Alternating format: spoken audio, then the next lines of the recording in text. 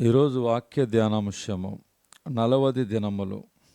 Marks వార్త 1:13. ఆయన సాతాను చేత శోధింపబడుచు అరణ్యములో 40 దినములు అడవి మృగములతో కూడా ఉండెను. కొండ మీద చేసిన ప్రసంగములో ప్రభు 3 ముఖ్యమైన అంశములను నొక్కి ఒక్కానించెను. ధర్మము చేయనప్పుడు, ప్రార్థన చేయనప్పుడు, ఉపవాసము చేయనప్పుడు. మత్తయి సువార్త 6వ అధ్యాయము 2వ వచనం, 5వ వచనం, 16వ వచనం. పాటించవలసిన విధి విధానాలని విశదపరిచాడు. ధర్మం చేయవారి సంఖ్య విస్తారము, ప్రార్థన చేయవారి సంఖ్య అనేకము, ఉపవాసము ఉండువారి సంఖ్య చాలా తక్కువ. అపవాది క్రియలను లయపరచుటకు శరీరధారి అయి దేవుడు ప్రత్యక్షమాయెను. 1 యోహాను 3:8. శత్రు బలవంతటి మీద ఆయన మనకు అధికారం ఇచ్చి వెళ్ళెను. లూకా సువార్త 10వ అధ్యాయం 19. ఒక దినమున ఆయన శిష్యులు ఒక దయ్యమును వెలగొట్టలేకపోయిరి. అప్పుడు వచ్చిన ప్రభు దానిని వెలగొట్టెను. తన వలె తన శిష్యులు కూడా వెలగొట్టవలని ఇట్లంటున్నారు. ఈ విధమైనది ప్రార్థన వలనను ఉపవాసం వలననే తప్ప మరి దేని వలనైనను వదిలిపోవుట అసాధ్యము.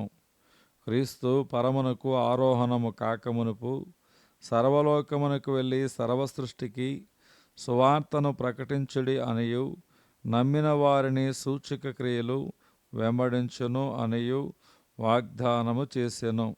వాటిలో మొదటిది, నా నామమున దయ్యములను వెళ్ళగొట్టుదురు.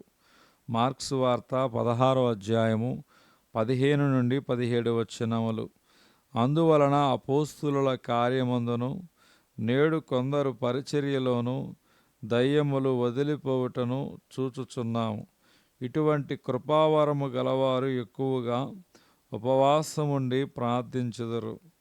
దైవజనుడికి మోషే పర్వతమెక్కి 40 దినములు దేవుని సన్నిధానములో కనిపెట్టాడు. అతడు అన్నపానములు పుచ్చుకొనలేదు గనుక శరీర బలము కృంగెను, అతడిలో ఆత్మబలము విస్తరించెను. అతని ముఖము ప్రకాశించెను గనుక జనులు తేరి చూడలేకపోయారు. ప్రభువైన యేసు 40 దినముల ఉపవాసం ఉన్నాడు గనుక 40 దినముల ఉపవాస పద్ధతిని పాటించుచున్నాం. కొన్ని ఉజ్జీవ సంఘములలో వారమునకు 1-2 పూటలు ఉపవాస ప్రార్థనలు జరుపుచూ ఉన్నారు. ఏది ఏమైనను ఉపవాస ప్రార్థన ద్వారా సాతాను శోధనలను జయించుదుముగాక. దానియేలు గ్రంథం 10వ అధ్యాయం 3వ వచనములో 3 వారములు గడిచి వరకు నేను సంతోషముగా భోజనము చేయలేకయుంటిని అని వాక్యం చెప్తుంది. దేవుడి దిన వాక్యము దేవుడు దీవించునుగాక. ఆమేన్.